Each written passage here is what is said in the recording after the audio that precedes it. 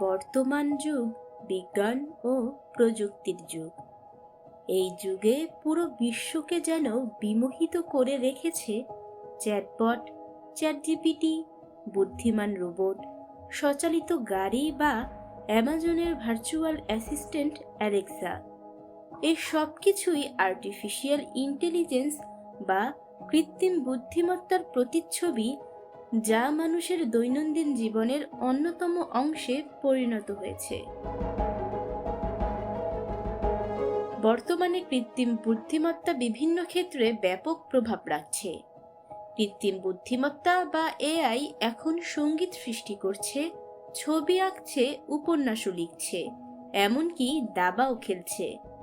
জাপানে এআই রচিত একটি উপন্যাস মৌলিক সাহিত্য হিসেবে পুরস্কারের জন্য প্রাথমিকভাবে নির্বাচিত পর্যন্ত হয়েছিল। ইতিমধ্যে নিউ ইয়র্ক টাইমস, এপি, রয়টার্সের মতো আন্তর্জাতিক গণমাধ্যম কৃত্রিম বুদ্ধিমত্তা সফটওয়্যারকে অটোমেটেড জার্নালিস্ট বা সাংবাদিক হিসেবে নিয়োগ দিয়েছে। এমনকি জাপানে রোবটকে দিয়ে সংবাদ পাঠ করানো হচ্ছে। এদিকে বিশ্বের প্রথম দেশ হিসেবে কাজের ক্ষেত্রে 10% বেশি কর্মী রোবট ব্যবহার করছে দক্ষিণ কোরিয়া। ওয়ার্ল্ড রোবোটিক্স 2024 এর বার্ষিক জরিপ অনুসারে প্রতি 10,000 কর্মীর জন্য দেশটিতে এখন 1,102টি রোবট রয়েছে।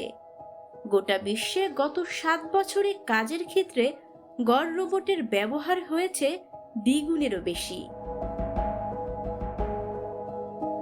বর্তমানে মানুষের নির্দেশ মতোই নানা কাজ করে থাকে রোবট। তবে যুক্তরাজ্যের কিংস কলেজ লন্ডনের গবেষকরা নতুন একটি পদ্ধতি উদ্ভাবন করেছেন, যেখানে রোবট বিভিন্ন জটিল বিষয় নিজের মতো করেই বিশ্লেষণ করতে পারবে। এর ফলে ভবিষ্যতে রোবটের আর্কিটেকচারের মধ্যে মানবিক সত্তা বিকাশের সুযোগ তৈরি হবে।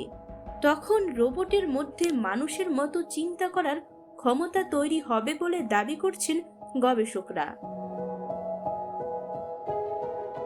গবেষণা প্রতিষ্ঠান ম্যাকিন্সে ইনস্টিটিউট জানিয়েছে, 2030 সালের মধ্যে বিশ্বের 80 কোটি চাকরি দখল করে নেবে রোবট।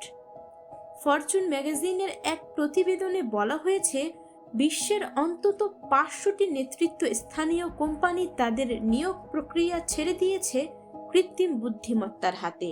অর্থাৎ যন্ত্র এখন মানুষকে নিয়োগ দিচ্ছে। অনেকের মতে আগামী দিনে কাজের পরিধি কমে গিয়ে মানুষ ক্রমেই কর্মশূন্য হয়ে পড়বে। আর আর্টিফিশিয়াল ইন্টেলিজেন্স রেভলিউশনের লেখক ডেল মন্টে দাবি করেছেন, 2045 সালের মধ্যে পৃথিবী দখল করে নেবে স্বয়ংক্রিয় যন্ত্র।